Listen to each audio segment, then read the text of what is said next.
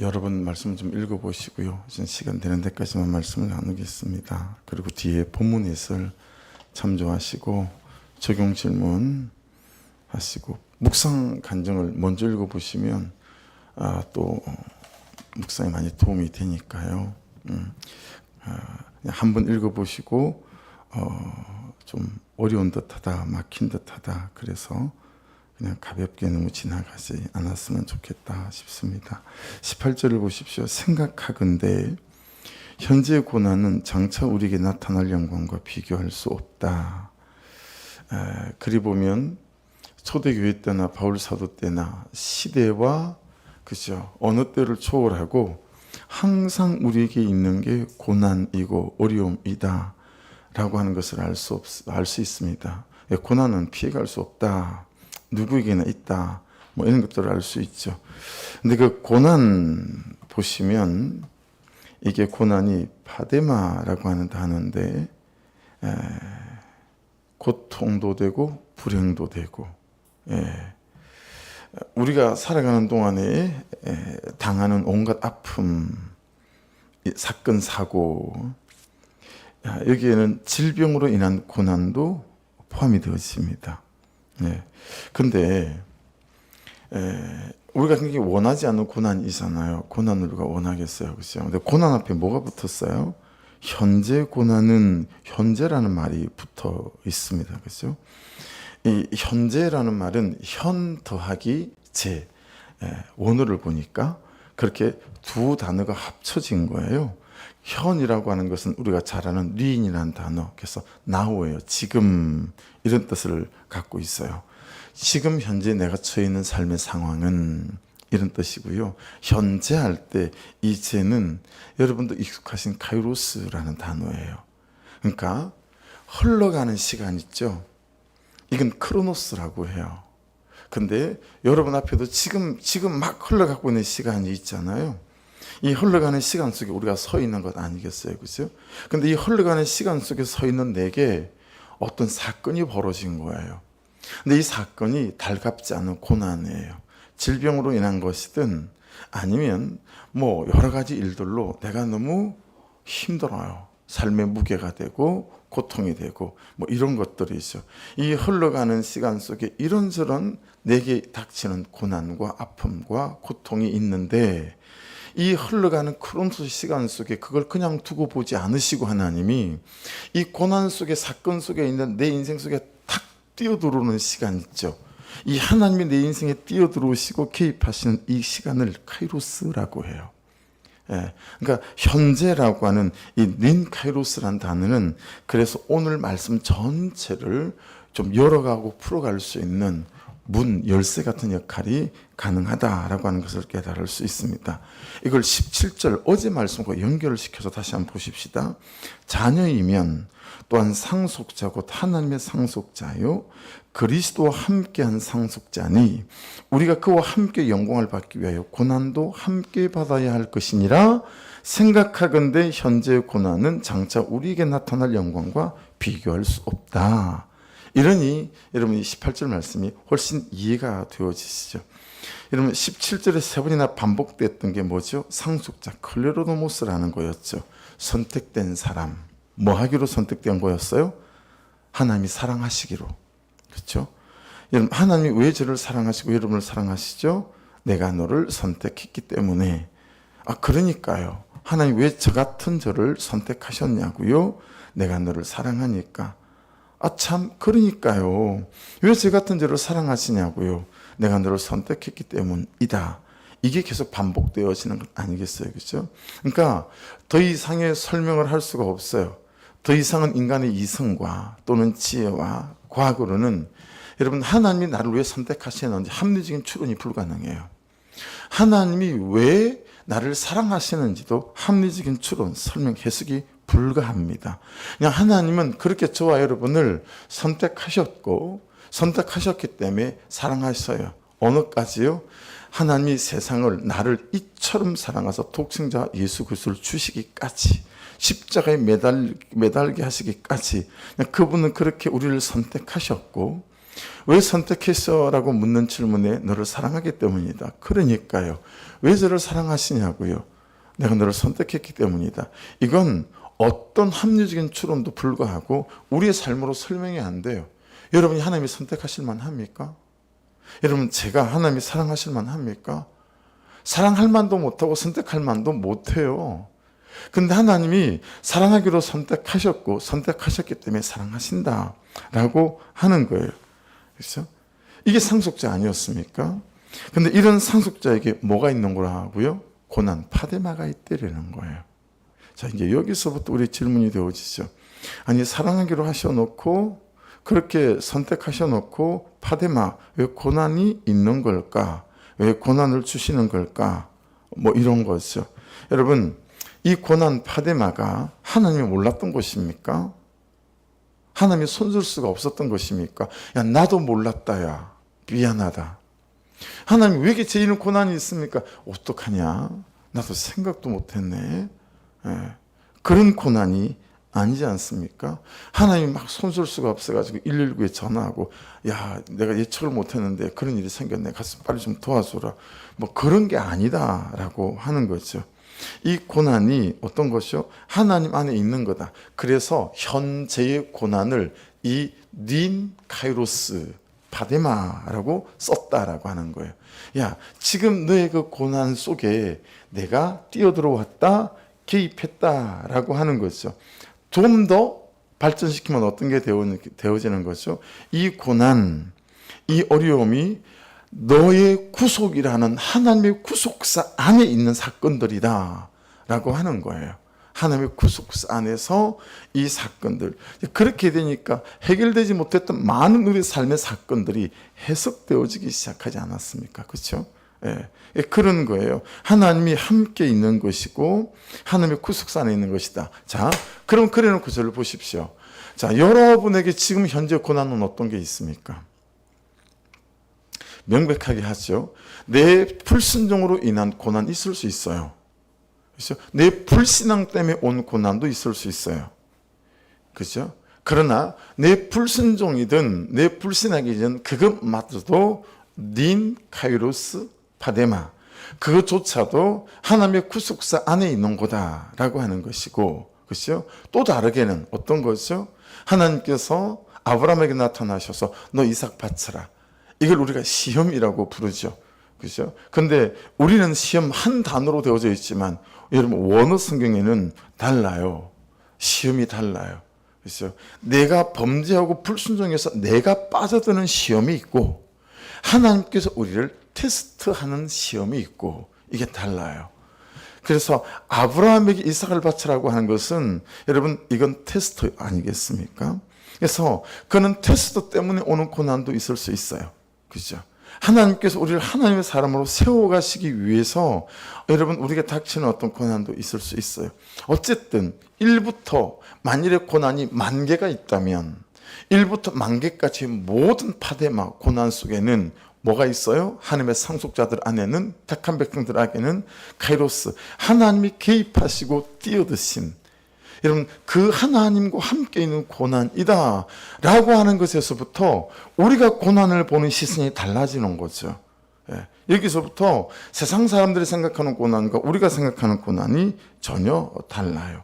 그러니까 여러분 우리가 돕지만 어떤 사람을 또 우리가 함께 해야 하지만 우리가 함께 울기도 하고 함께 웃기도 해야 되지만 꼭 내가 나에게 말씀으로 가르치고 꼭 내가 말씀으로 다른 사람들에게 가르쳐야 될 것, 가르쳐줘야 될 게 있습니다. 그게 어떤 걸까요?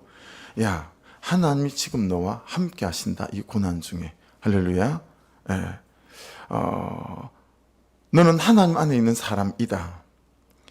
이 사건도 하나님의 구속사 안에 있는 것이다. 하나님이 단 한 번도 너를 하나님 밖에 둔 적이 없다.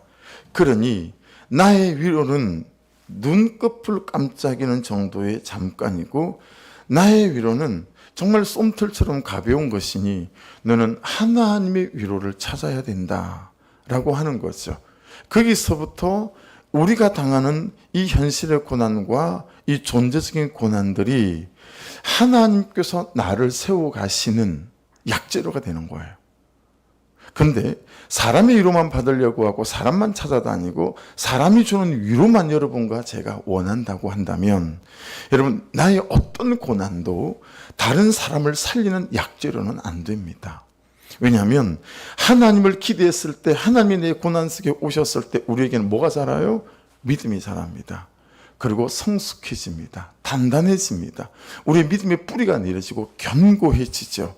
그리고 그런 동일한 고난 속에 있는 사람들을 품어낼 수 있는, 고래도 놓을 수 있는 심령의 깊이와 넓이가 채워져 가기 때문에 나 하나도 감당하지 못했던 내가 두 사람을 감당해낼 수 있고 다섯 사람을 감당해낼 수 있는 그는 이제 은혜의 사람이 되어서 가겠죠. 그러니 여러분 자신도 가르치시고 다른 사람에게도 꼭 얘기해 줘야 될 게 뭐냐면, 당신의 나의 이 고난 속에 하나님의 카이로스, 하나님이 개입하시고 뛰어들어오셔서 함께 계신다라고 하는 거.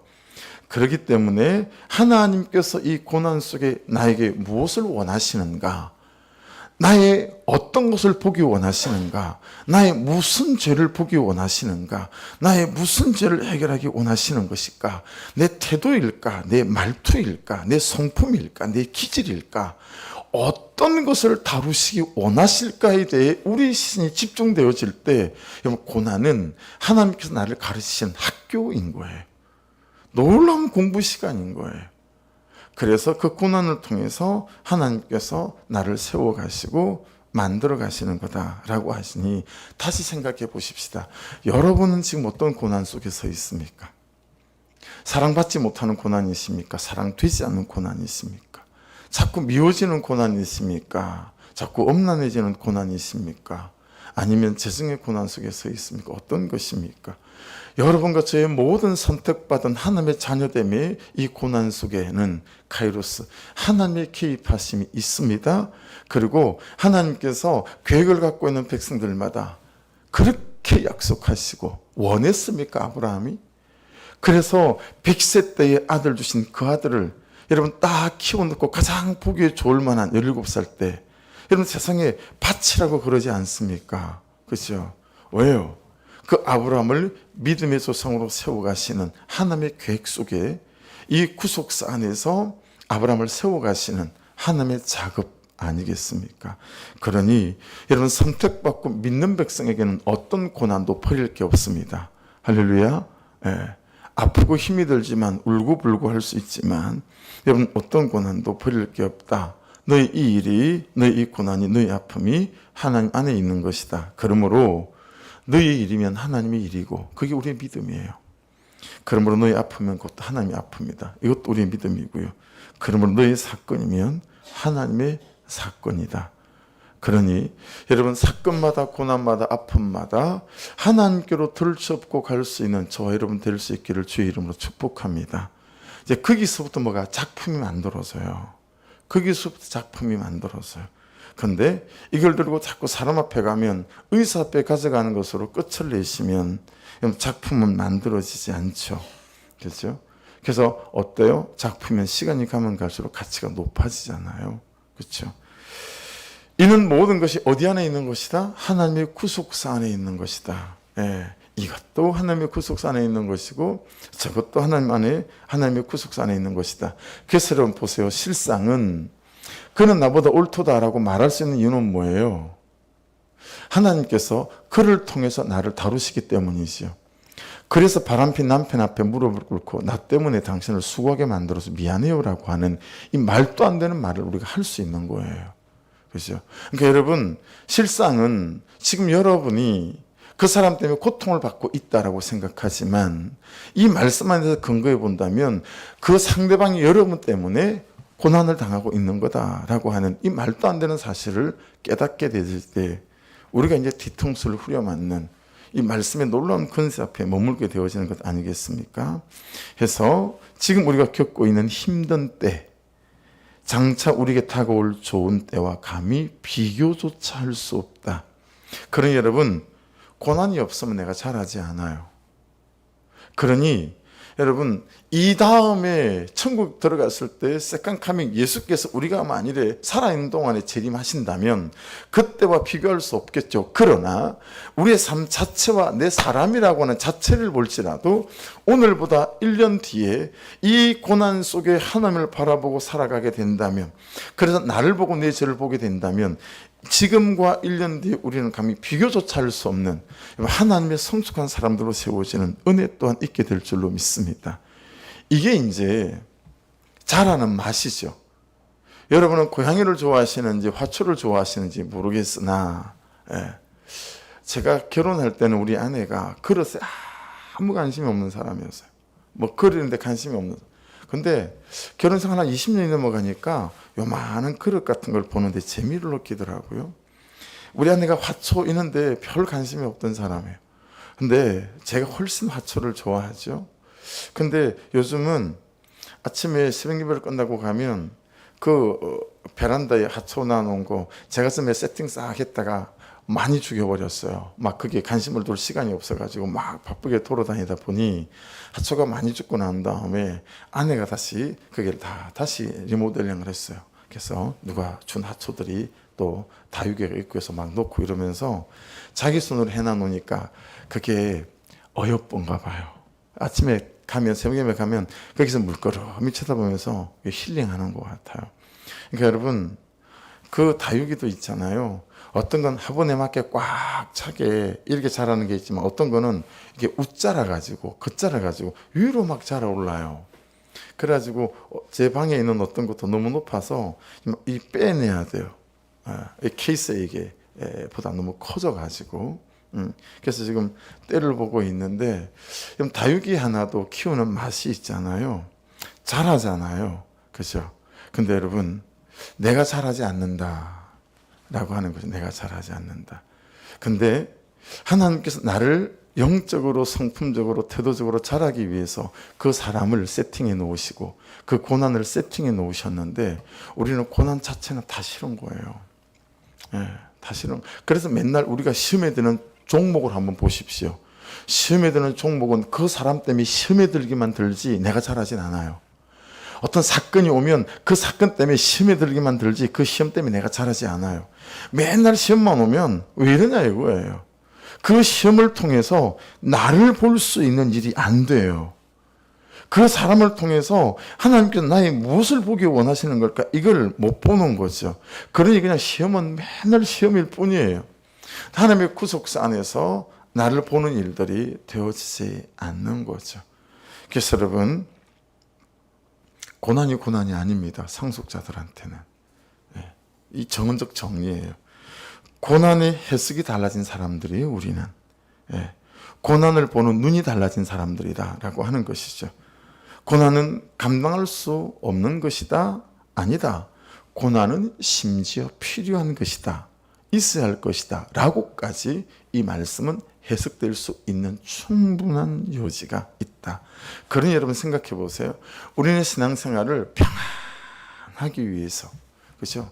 안정감 있기 위해서. 그냥 그게 신앙생활의 주된 목적이에요. 이런 수십 개, 수백 개의 단어를 싹 녹여서 하나로 딱 뭉쳐놓은 게 뭐예요? 행복 아닙니까? 그렇죠? 근데 우리 신앙생활의 목적은 행복이 아니다라는 거죠. 결혼만 여러분 행복이 목적이 아니겠어요? 신앙생활 자체도 행복이 목적이 아닙니다. 그분의 뜻을 가지고 그분의 뜻을 실현하고 구현하는 것이 우리 신앙생활의 목적이다라고 하는 것들을 지금 밑에 말씀을 쭉 보시면 이제 이 전제를 깔고 보시면 말씀들이 그냥 귀에 마음에 해석되어 들어오기 시작하실 것입니다. 그래서 19절 20절을 보십시오. 피조물이 고대하는 바는 하나님의 아들들이 나타나는 것이니, 피조물이라는 단어가 계속 나와요. 여러 번 반복돼서 나오죠. 반복되는 것은 체크를 하는 게 좋습니다. 20절도 피조물, 계속 피조물이 나와요. 그렇죠? 피조물이 나오는데 이건 이제 하나님께서 창조하신, 그죠? 인간을 말할 수도 있지만 단어를 보면, 원어를 보면 좀 더 큰 개념이에요. 하나님이 창조하신 모든 세계는 뭐 이런 뜻을 갖고 있어요. 이 피조물들을 고대하는 바는, 여러분 하나님이 창조하신 피조물들이 어떻게 되어졌죠? 타락되어졌죠. 범죄함으로. 그죠? 창조, 타락, 구속. 좀 세대주의적인 성경을 보는 관점이긴 하지만, 이거 중요한 지표죠. 하나님이 창조하셨는데 타락했고, 그리고 하나님이 예수 그리스도를 통해 우리를 구속했다라고 하는, 여러분 하나님이 창조하신 모든 세계가 에덴 동산에서 아담의 범죄함으로 다 타락되어졌어요. 그래서 고대하는 바는 뭐예요? 하나님의 아들들이 나타나는 거죠. 회복되어지는 거예요. 그렇죠? 20절로 보세요. 피조물이 허무한 데 굴복하는 것은 자기 뜻이 아니요 오직 굴복하게 하신 이로 말미암음이라.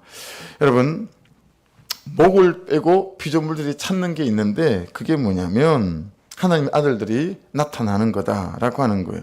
그래서 창세기 3장 17절에 보면 땅이 저주를 받죠. 하나님의 창조하신 모든 피조세계가 전부 다 저주를 받는다라고 말씀이 나옵니다. 그래서 이 하나님 선악과를 따먹었는데 하나님이 같이 된다고 해서 따먹었는데 하나님처럼 같이 되지는 않고 어떻게 되어지죠?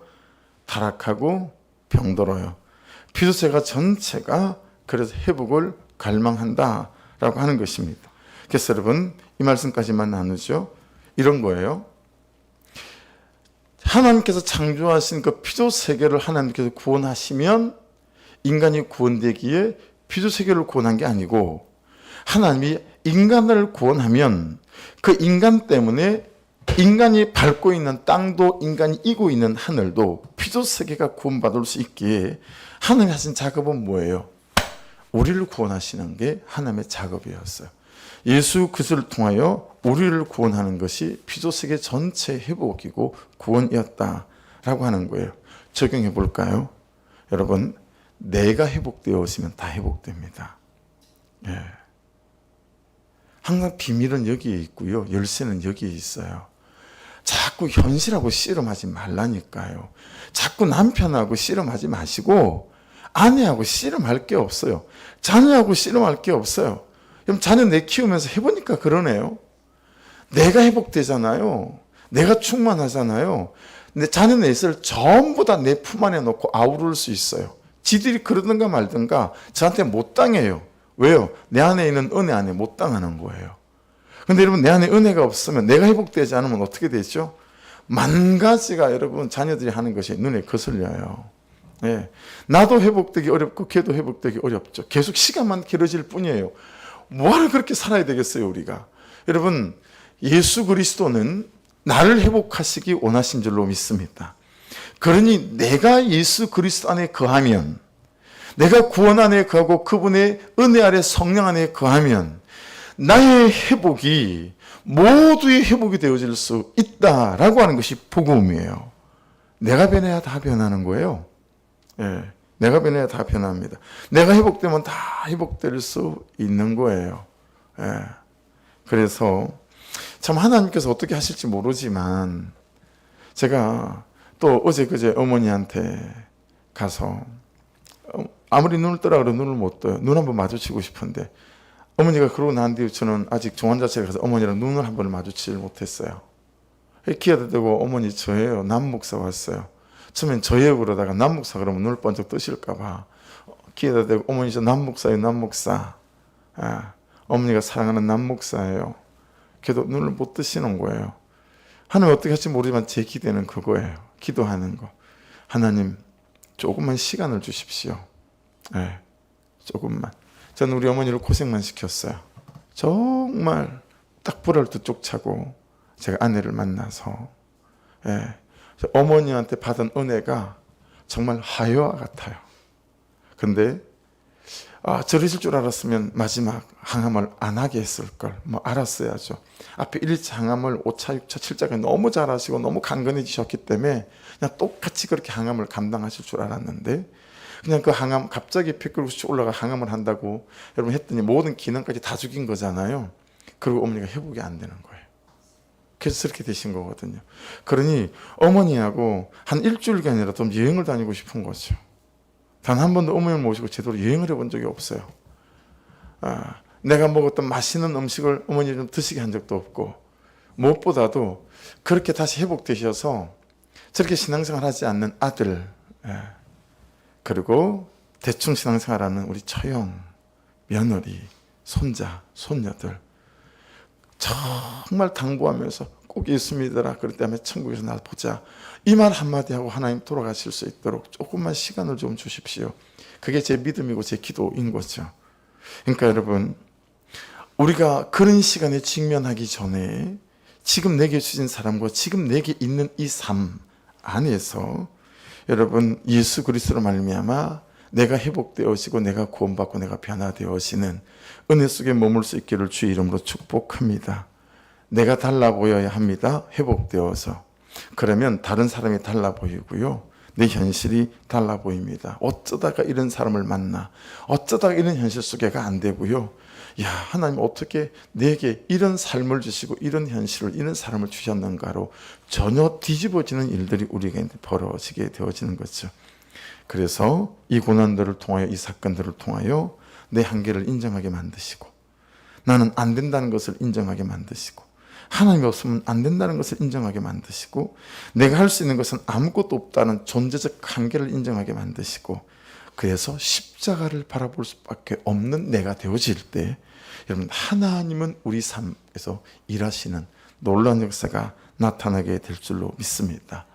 그래서 21절 말이 돼요. 그 바라는 것은 피조물도 썩어짐의 종로로 탄 데서 해방되어 하나님의 자녀들의 영광의 자유에 이르는 것이라. 아멘. 예. 22절 피조물이 다 이제까지 함께 탄식하며 함께 고통을 겪고 있는 것을 우리가 아느니라. 그뿐 아니라 또한 우리 곧 성령의 처음인 열매를 받은 우리까지도 속으로 탄식하여 양자될 것 곧 우리 몸의 속량을 기다리느니라. 속량, 구원, 구속 아닙니까? 그렇죠?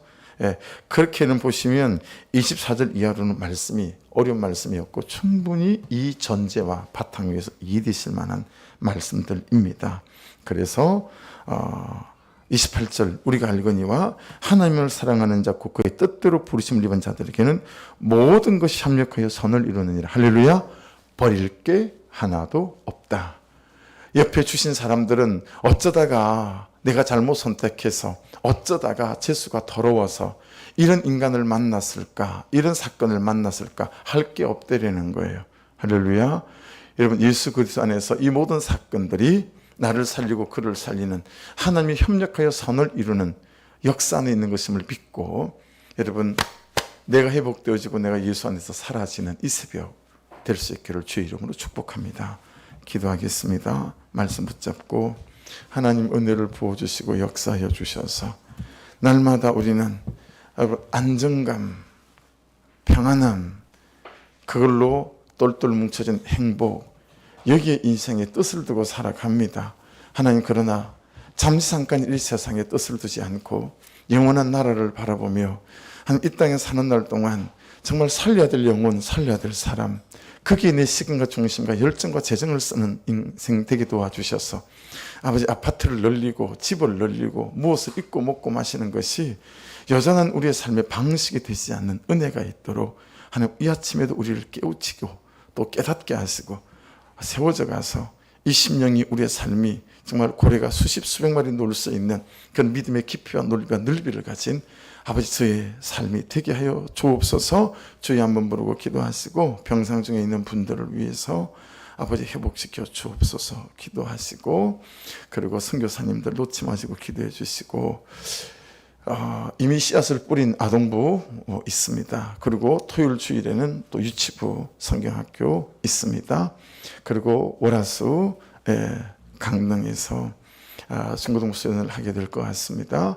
기도해 주시고 하나님, 모든 있어야 될 것들, 재정들 위에 또 은혜 위에 함께해 주십시오. 오며 가는 길을 지켜주시고 장근부 수련회와 물놀이도 여러분 좀 함께 가서 그 멤버십을 공동체가 좀 하나 되어지는 그런 기회가 될 수 있도록 목자분들께서 목원들을 함께 좀 초대해서 갈 수 있는 그런 은혜도 있으면 좋겠어요. 주여 한번 부르고 기도하십시다. 주여, 아버지 감사합니다.